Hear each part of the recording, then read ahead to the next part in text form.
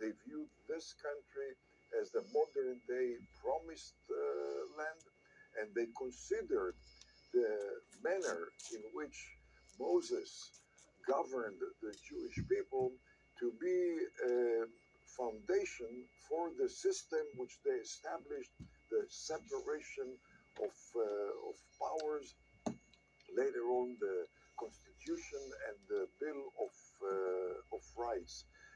This is one set of foundation. The more modern set of foundation has to do with the critical role played by Israel in advancing the strategic interest of the US in the Middle East and beyond.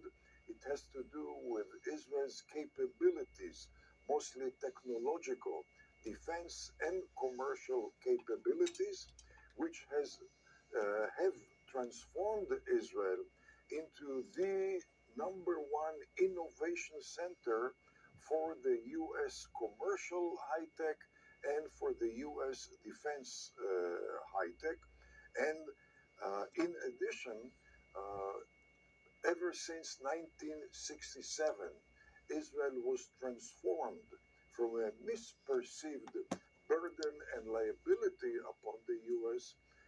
Into a strategic asset, and more so a force multiplier for the US, a dollar multiplier for the US, and in very concrete terms, battle tested laboratory for the US defense industry and US aerospace industry, as it has been for many, many years. Israel receives very critical military systems without which we wouldn't be able to make ends meet and for which we are immensely grateful. And you wouldn't be However, able to this is not use a one a way cell street phone relations where without a the SIMS US card, gives and Israel receives. which was It's a mutually beneficial Israel. two-way street whereby Israel receives those military systems and use it in a most intense manner, way, way beyond the manner which American military forces are using American military system. And as a result of that intense use of the F-35 and the F-16 and the F-15 and the missile launchers and the missiles and the tanks and our personnel carriers, etc., we have concluded multitude of lessons, all of which we share with the American manufacturers, which integrate those lessons as upgrades into the next generation of the American military hardware. I visited the plant in Fort Worth, Texas, Lockheed Martin plant, which manufactures the F-35 and the F-16. And one of the plant manager indicated that there is an Israeli team on location receiving every single day lessons learned by Israeli pilots, operational lessons, maintenance, and repairs. And those lessons are integrated. For instance, um, the cockpit of the F 16 is roughly 50% based on Israeli lessons. The firing control of the F 16, 75% developed based on the Israeli lessons. And he said that there are hundreds of such upgrades which are derivative of the Israeli lessons. When I asked him if he could attach a dollar value to those upgrades, his response, and it's a quote, mega billion-dollar bonanza to the manufacturer. I asked him, how do you arrive at such an amazing number? Is it based on some facts? And his response was that the Israeli lessons shared with the manufacturer saved Lockheed Martin between 10 and 20 years of research and development. And anyone who knows anything about the cost of research and development of combat aircraft knows that by itself amounts to many billions of dollars. However, that's only the first stage of the benefits accorded by Israel to the manufacturer of the F 35 and the F 16, because due to those upgrades, it has enhanced the competitiveness of the F 35 and the F 16 in the global competition, in the global market, and that has generated much more export, which again amounts to billions of dollars. I never visited the Boeing plant in St. Louis, Missouri, the F 15, which again we receive from the US and we use in Israel. But I assume that similar mega billion dollar is also the share of Boeing in this mutually beneficial two-way street type of relations. And we enjoy, we benefit from hundreds of American military systems. Each one we use intensely in what I would call this structure of battle-tested laboratory, and that underscores the fact that it's a two-way street, not a one-way street type of relationship. And you're in one quick sec. We're going to take a break. And folks, we'll be right back. God wants to make your life like that. You may have been through a... You're a messenger. So one of the things I've been hearing a lot about lately about the U.S., let's call it the military-industrial complex, is that it's bloated. There's there's too much money being fed into middlemen, places that it actually doesn't need to go. It's not pared down. What you're describing, I mean, it could be characterized as, money coming from the U.S. taxpayer into Israel that then goes into the defense industrial complex. Would that be an accurate way to portray it? No, first of all, money does not reach Israel. We get credit to buy American products, and we get those American products, and we return much more than the value of the products which we receive.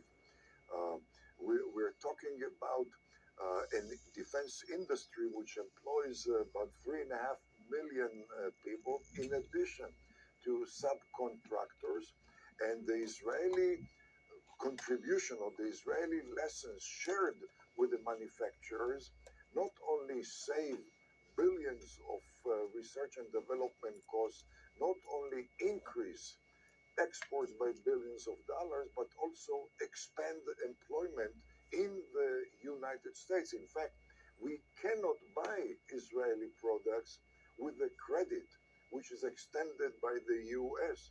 We must buy American product, but that's only part of the contribution by Israel to American defense, national security.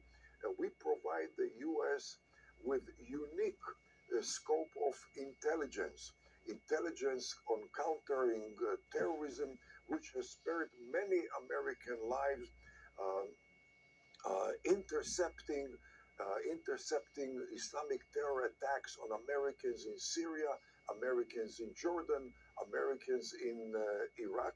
We provide Americans intelligence on enemy and rivals' military systems.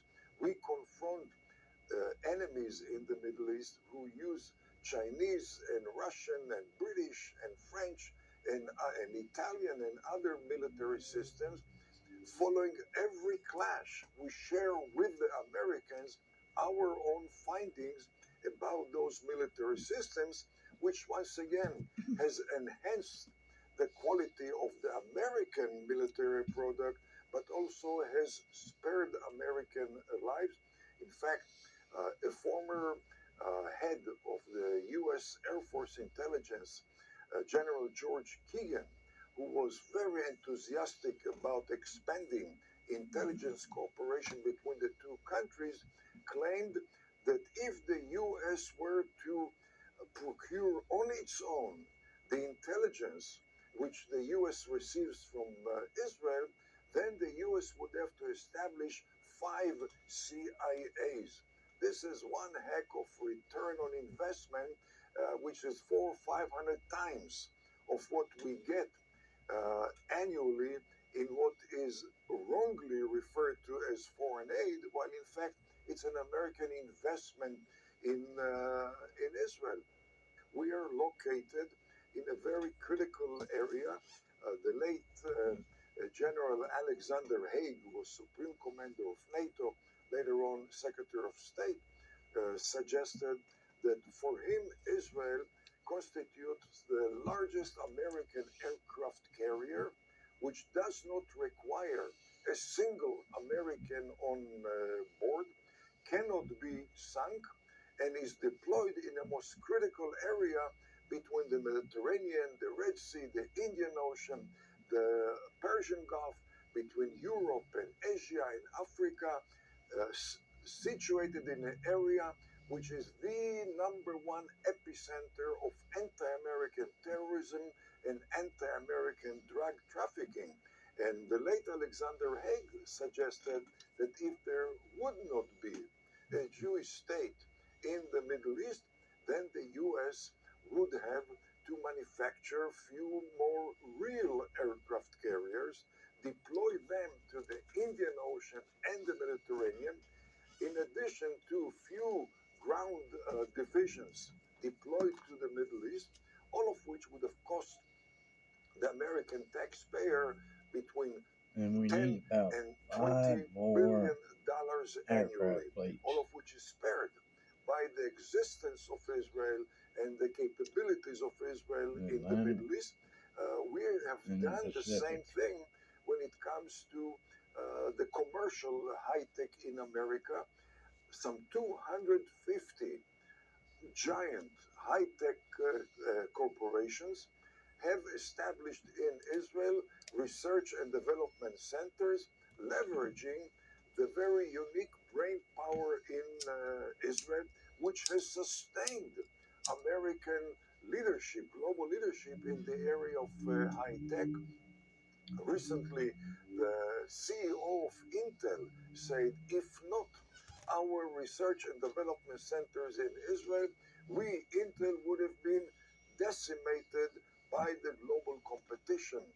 CEO of Microsoft said that by the day Microsoft becomes increasingly an Israeli company because of the impact of the research and development centers in Israel on Microsoft own product.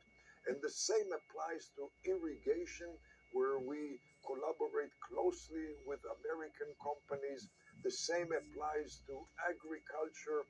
The same applies to health and medicine.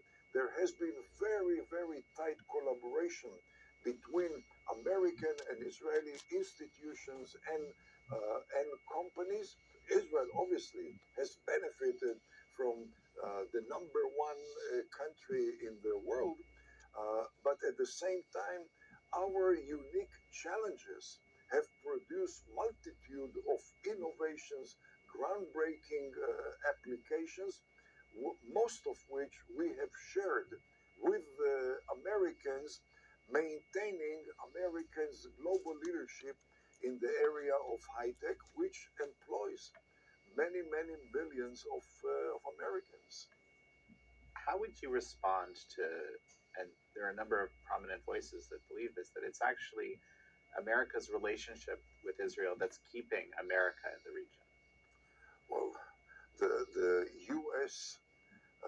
Has been interested in the Middle East before there was a Jewish state, but more than that, Islamic terrorism, which is centered in the Middle East, has targeted the USA irrespective of U.S. Ever relations with since Israel, Tripoli. irrespective of U.S. policy.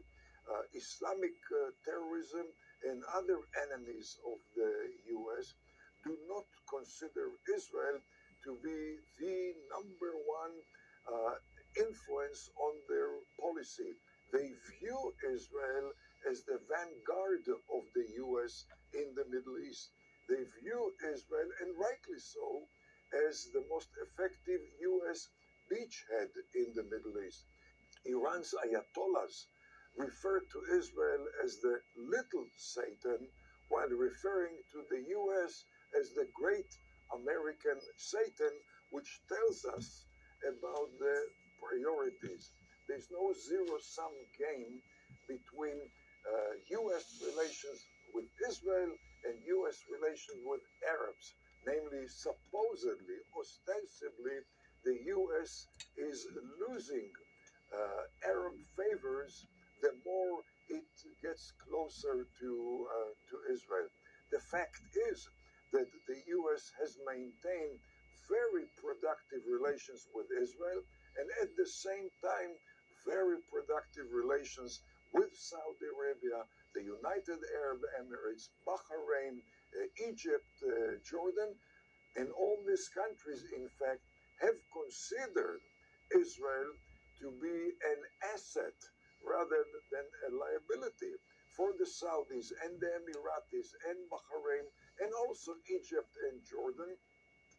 Israel has been regarded as a power of deterrence in the face of the threat posed by Iran's Ayatollah and the Muslim Brotherhood. The Saudis and the Emiratis and Bahrain have the machetes of the Ayatollahs and the Muslim Brotherhood at their throat. And they look around and ask themselves, who can we rely on?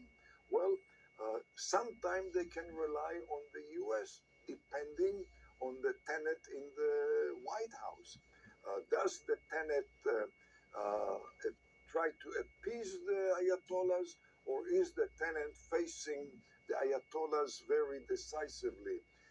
Carry a big So stick. the US sometimes is reliable as far as they are concerned, sometimes not so reliable.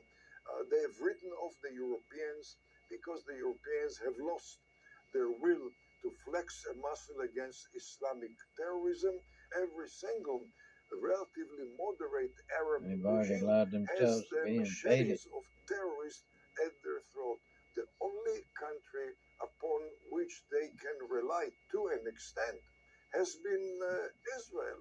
And therefore, American ties with Israel are not at the expense of American ties with the Arabs, because the Arabs realize Israel serves as a major line of defense of the Hashemite regime in Jordan, the pro-American Hashemite regime in Jordan.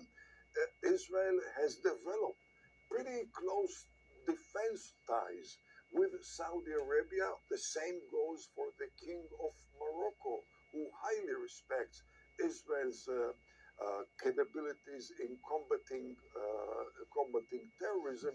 And the bottom line is that when it comes to facing Islamic terrorism, US and Israel and the pro-US Arab countries are facing a mutual enemy.